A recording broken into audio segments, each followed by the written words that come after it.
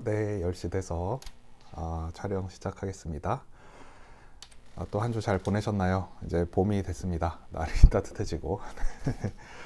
오늘 글 보내주실 분, 한승희 작가님, 김혜정 작가님, 김영신 작가님 이렇게 보내주셨고요. 제 거 글까지 4개 글 읽어보도록 하겠습니다. 한 주 사이에 제가 살이 쪽 빠졌어요. 저번 주 영상과 지금 다르지 않나요? 한 2kg 빠진 것 같은데. 네. 운동 열심히 하고 먹는 거 확 줄이고 이러니까 쪽 빠지긴 하는데 제 몸 컨디션상 제일 좋은 게 저는 한 80, 제가 키가 183이고 체중이 83, 84일 때 제일 스스로 건강하다고 느끼거든요. 운동도 잘 되고 몸도 가볍고. 근데 지금은 거의 90kg라서 여기서 한 6kg 더 빼야 돼요. 그래서 좀 더 빼보도록 하겠습니다. 오늘 단어 3개, 마시다 일상 장판인데 핫스리워즈 찍은 건 큰 의미는 없었고요. 어제 제가 있던 카페를 그냥 찍어봤어요. 동네 카페를 찍어봐서 이렇게 나왔습니다. 한번 읽어보도록 하겠습니다. 그 마시다 일상 장판이라 그래서 어찌 보면 우리가 다 친숙한 단어죠. 전혀 안 쓰는 단어들은 아니죠. 뭐 그런 느낌으로 써주신 것 같은데 제가 꼼꼼히 읽어본 글은 하나밖에 없어요. 아까 김영신 작가님 그 의견 주셔서 좀 읽어봤는데 다른 글은 제가 지금 처음 읽습니다. 저도 읽어볼게요. 먼저 한승희 작가님 글입니다. 요즘 나의 일상에서 가장 중요한 일은 물 마시기다. 예전에는 물을 아주 조금 마셨다. 하지만 건강에 관심이 많아 건강 상식이 들면서 물 마시기를 실천하고 있다. 놀라운 사실은 우리가 갈증을 느끼기 시작하면 몸은 심각하게 물이 필요한 상태라는 거다. 물을 마시고 온몸 구석구석까지 퍼지기까지 시간이 걸린다. 20분이란 시간이. 그래서 목마르기 전에 마시려고 노력 중이다. 내 몸속의 장기들이 일하는데 힘들지 않길 바란다. 힘들게 일하는데 물까지 주지 않으면 너무 가혹한 것 같다. 몸에 수분이 충분한 뒤로 피부가 좋아졌다. 그리고 군것질을 덜하게 됐다. 약간 출출할 때 물을 먹으면 배가 불러 간식이 생각나지 않을 때도 많다. 여러모로 물 마시는 일은 필요한 일이고 중요한 일이다. 생각해보면 온수매트도 우리 몸과 비슷하다. 온수매트에도 물이 필요하다. 순환하고 충분히 온도를 높이려면 물이 충분해야 한다. 물이 부족하거나 없다면 과열도 되고 장판이 제 기능을 못하게 될 것이다. 그래서 물 마시기의 중요성을 여기저기 퍼뜨리고 다니는 중이다. 네, 잘 써주셨고요. 한승희 작가님만의 저는 이제 저번에도 언급드렸는데 저 파악이 됐어요. 이거 한승희 작가님이 쓴 글이구나. 느낌이 느낌이 딱 왔어요. 그러니까 딱 꼽아서 뭘 찝어서 이거예요. 이건 아닌데 딱 이렇게 글을 읽어보면 느낌이 나요. 제가 그걸 최대한 이제 좀 객관적이고 이해하기 쉽게 설명드리는 게 어찌 보면 제 코멘트의 역할이기도 한데 한승희 작가님의 가장 큰 글의 장점, 좋은 점은 공감 포인트가 넓다는 거. 그리고 세세한 건데 설명을 잘 해주셔요. 그러니까 보통 어차피 이제 글 쓰는 연습하느라고 이렇게 쓰셨을 수도 있는데 보통 물 마시기 중요합니다 그러면 우리는 다 기본적으로 알고 있잖아요. 커먼 센스를 알고 있는데 일단 그거를 설명을 해주셔. 나는 이런 걸 어디서 봤고 이래서 이게 중요하다고 생각해요. 이렇게 하는데 이제 독자들 입장에선 글을 읽는 입장에서는 이게 친절하다고 느낌이 들어요. 그래서 한승희 작가님 글이 친절한 글이에요. 공감하시죠? 좀 그런 느낌 드시죠? 공감 포인트도 있고 글투도 친절하고 그리고 문장도 짧게 짧게 쓰셔서 이해하기가 굉장히 쉽습니다. 네, 저도 물을 자주 마신다기보다는 이따 제 글에도 나올 텐데 저 커피를 물 마시듯이 마시고 있거든요. 막 그 믹스 커피 말고 그냥 아메리카노 같은 건데 저 하루에 많이 마시면 2, 3리터 마시는 것 같아요. 아메리카노 커피를. 근데 확실히 많이 마시면 피부가 좋아지더라고요. 피부도 좋아지고 생기도 돌고 또 물 안 마시면 확실히 몸이 푸석푸석해지고 네, 그런 느낌도 듭니다. 자, 잘 읽어봤고요. 두 번째 김혜정 작가님 글입니다. 일상이 그날이 그날이다라며 지내는 때가 있다. 먹고 마시며 장판 바닥에서 뒹굴뒹굴 하다 보면 어느샌가 하루가 훌쩍 지나간다. 남는 것은 헛맘일까? 휴대폰에 SNS를 뒤적이다 보면 멋지게 올라오는 사진들이 있다. 휴양지에 가서 찍은 아름다운 배경사진, 먹음직스러운 음식들, 몸에 착 감기는 형형색색의 아름다운 옷들을 입고 저마다 뽐내며 즐거운 시간을 보내며 화면에 한껏의 멋진 사진을 남기기도 하지만 매일이 바쁜 일상은 아니다. 나만이 외톨이가 아닌 누구에게나 그날인 날들이 함께 존재하기에 삶은 아름다운 것이다. 젊은 나이의 청년들이 삶을 포기하고 극단적인 선택을 한 안타까운 뉴스를 접하게 될 때가 많다. 그럴 때면 한쪽 가슴이 먹먹함을 느끼게 되는데 저마다 자신이 견디기 힘든 사연이 있을 것이다. 한 발자국 뒤로 물러서서 생각한다면 내 자신에게 가장 중요한 것은 내가 이 세상에 살아있는 존재라는 것이다.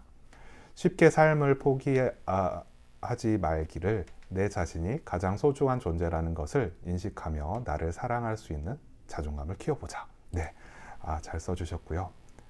김혜정 작가님의 글의 특징이 있습니다. 이것도 제가 요 글뿐만 아니라 전에 글들 읽으면서 생각 드는 건데 그 한 문장 한 문장에 깊이가 있어요. 확실히 달라요. 제가 쓴 글이나 연습한 글이나 그것과 다르게 그냥 무심결에 쓴 글이실 수도 있고 이런저런 생각을 담아서 써실 수도 있는데 그 한 문장 한 문장 자체에 느껴져. 뭐 연륜이라고 하면 너무 그 삶의 깊이 이런 게 느껴지셔요. 그래서 그런 게 글색이다. 김혜정 작가님의 글 특징이다. 이렇게 보이고요. 그러니까 문장을 길게 쓰셔도 이해하기 쉽게 이렇게 써주셔서 내용 파악하기에는 그 무리가 없습니다. 근데 제가 쓰는 말투가 그러니까 말투가 잘나서 제가 개인적으로 잘 쓰는 단어들은 아니라서 읽을 때 좀 버벅대긴 하죠, 제가. 자, 그 다음 세 번째 글입니다. 김영신 작가님 글입니다. 시골에서 서울로 상경한 경수는 대입을 포기하고 직업 전선에 뛰어들기로 했다. 고등학교도 중도 포기하고 싶었지만 졸업장만 따라는 부모님의 성화에 못 이겨 지겹고도 고통스러운 학교 생활을 겨우 끝마쳤다. 그리고는 뒤도 돌아보지 않고 기차를 탔다. 수중에 있는 돈이라고는 얼마 없었다. 이제 닥치는 대로 일해야 했다. 우선 잠잘 곳을 해결해야 했다. 사촌 형의 추천으로 저렴한 고시원에 들어갔다. 침대 하나와 작은 책상과 선반 하나, 좁고 좁은 방에는 작은 창문조차 없었다. 그날 밤 사촌 형과 질펀하게 술을 마시며 앞으로 진로에 대해 논의했다. 수차례 고민했지만 어떻게 해야 사람답게 살 수 있을지, 부자가 되는지 알 길이 없었다. 우선 인근 주유소에서 알바를 시작했다. 새벽에 일어나 출근하고 밤늦게 돼서야 작은 안식처로 돌아올 수 있었다. 그렇게 일상이 되어갔다. 그날도 허겁지겁 씻고 잠을 청했다. 청소를 제대로 하지 않아 맨발로 다니며 장판이 쩍 달라붙는 느낌이 들었다. 쩍쩍. 경수는 문득 겁이 났다. 어떤 불쾌한 것이 자기를 얽매고 있다는 느낌이 들었다. 이 수렁텅이에서 빠져나갈 길이 보이지 않았다. 더더욱 잠식되어가는 스스로가 한없이 불쌍하고 우울했다. 저는 괜찮은데요. 아까 김영신 작가님께서 글 보내주시고 의견을 좀 주셨는데 너무 우울하게 쓴 것 같아서 좀 걱정인가? 이렇게 너무 우울한 글 아닌가요? 이렇게 보내주셨는데 여러분은 어떠세요? 전혀 우울하지 않은데요.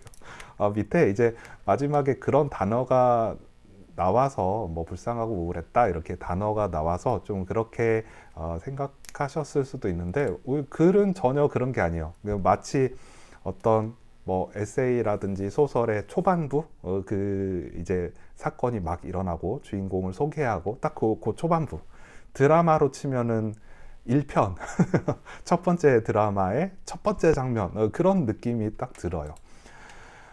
그리고 여기 중간에 그 문장을 엄청 짧게 쓰신 부분이 있는데 이제 거기 어디더라 수중에 있는 돈이 얼마고 뭐 부모의 성화에 기여서 이제 상경한 거죠. 우선 잠자꽃을 해결해야 했다. 사촌역 추첨으로 덜에만 고시원에 들어갔다. 뭐 이런 식으로 이제 닥치는 대로 일해야 했다. 짧은 문장을 톡톡톡 던졌는데 이게 이제 요 상황과 맞물려서 급박한 느낌이 들죠. 이제 집에 나왔는데 빨리 살 곳을 구해야 돼. 빨리 살 곳을 구했으면 이제 빨리 돈을 벌어야 돼. 이제 이런 급박함도 이런 때 짧은 문장으로 쓰면 잘 드러납니다. 그래서 그런 부분 잘 써주셨습니다.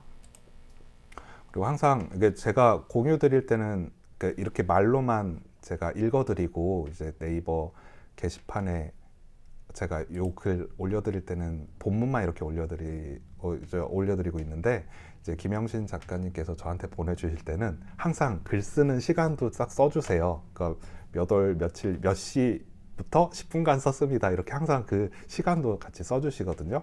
근데 정말 20분 안에 이 정도 글 쓴다는 거 진짜 대단한 거예요.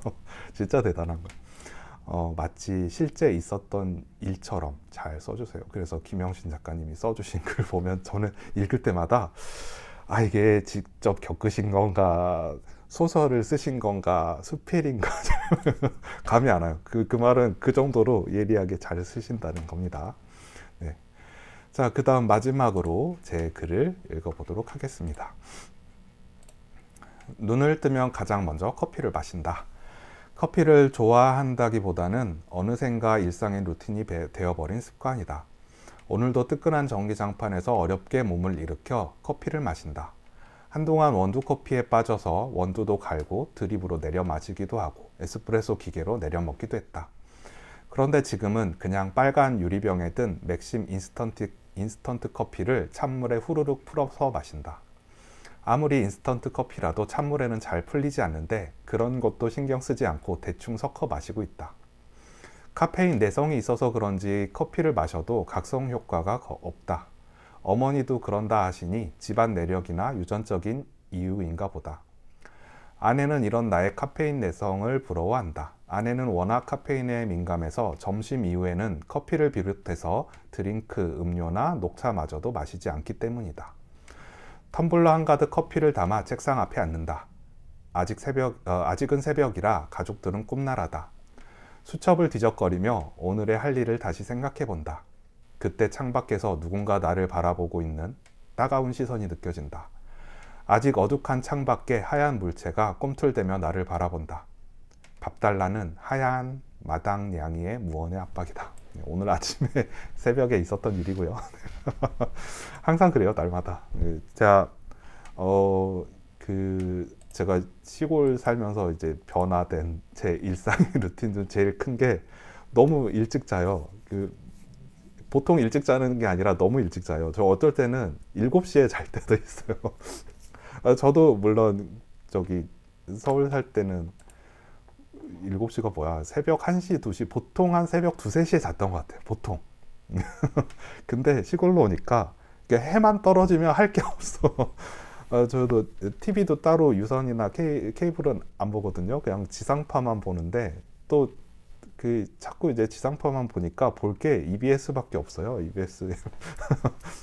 그래서 뭐 다른 TV 프로를 좋아하는 것도 없고 요즘 그러잖아요. 요즘 애들 예능이라 이런 데서 제가 뭐 남의 인생을 궁금해하는 사람도 아니고 뭐 우리 애 키워서 힘든데 남의 애 키우는 것까지 보기도 싫고 저도 딱히 그런 입장이라서 별로 뭐 예능도 안 보고 TV도 안 보고 이게 시골에서 밤에 할 게 이제 해 떨어지면 자는 거고요. 그래서 저희 아이도 보통 7시, 8시에 자고 저도 그 사이에 자요. 그래서 아마 제가 자연스럽게 글쓰기 저번 주에 할 때 제가 8시라고 했잖아요. 마음 같아서는 한 9시, 10시에 하고 싶어요. 왜냐면 이제 퇴근하신 분들도 8시는 조금 촉박하잖아요. 퇴근하시고 저녁도 좀 드시고 집안 정리도 하고 또 그러고 나서 좀 이제 한숨 돌리고 좀 글 좀 써볼까? 이러면 아마 9시, 10시 되지 않나요? 근데 제가 그 시간에 잠을 자서 너무 조정을 해볼게요. 너무 일찍 자는 것도 좀 그래. 근데 제가 요즘 한 7시, 8시에 자서 보통 5시쯤 일어납니다. 빨리 일어나면 4시 반, 보통 5시쯤 일어나서 커피 마시면서 수첩 정리하면 옆에 고양이들이 저를 쳐다보고 있어요. 그럼 나가서 밥 주고.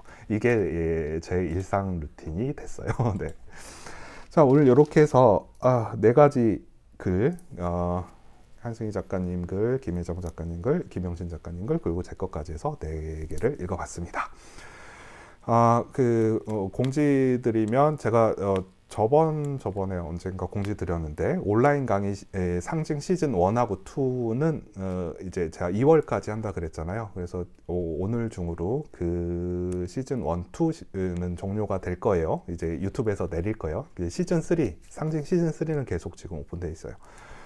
그리고 지금 제가 저번 주에 주문했던 책들이 다 한꺼번에 배송이 됐어요. 이번에 좀 느리게 왔네요. 휴일이 껴서 그런지. 그래서 라이팅 메이트 포커스 네 번째 거 여기 있구나. 라디오 주파수를 맞추다가. 자, 요거 하면서 제 사진도 넣었어요. 이렇게 제가 제 그 스토리에 맞는 사진도 넣어서 참고로 보시면 될 것 같고요. 뭐 집밥 얘기할 때 요거 넣고, 고양이 난로 얘기할 때 넣고, 그리고 이번 책은 두껍지 않았어요. 76페이지라서 가볍게 됐고, 제가 가급적 요 라이팅 메이트 포커스는 책값은 최저가로 잡고 있습니다. 어차피 이제 PDF로 여러분이 내용을 보실 텐데, 혹시나 소장하시고 싶으신 분 계실까봐 그래도 책값은 항상 최저가로 하는데, 이게 7,500원이거든요. 근데 또 너무 저가로 하면은 이게 교보 원고가 15,000원 이하는 15,000원부터 무배거든요. 근데 또 너무 저가로 하면 이 책 하나 살려다가 다른 책까지 사야 돼서 아무튼 제가 책값은 요 정도로 조정하고 있고, 뭐 다른 요 책들, 제가 요 최근에 나온 책 우울증 은퇴 후 우울증 다스리기, 그 다음에 MG 건강 관련 이야기, 그 다음에 이 말도 안 되는 제 에세이 UFO를 봤다는, 이거 제가 본 게 아니라 픽션이야, 픽션. 나는 UFO를 봤다. 요 책 설명은 제가 랜덤 세 단어 챌린지 영상 마무리하고 바로 근황 토크 겸해서 요 책 속에는 제가 설명드릴게요. 네, 감사합니다. 오늘 여기까지 할게요.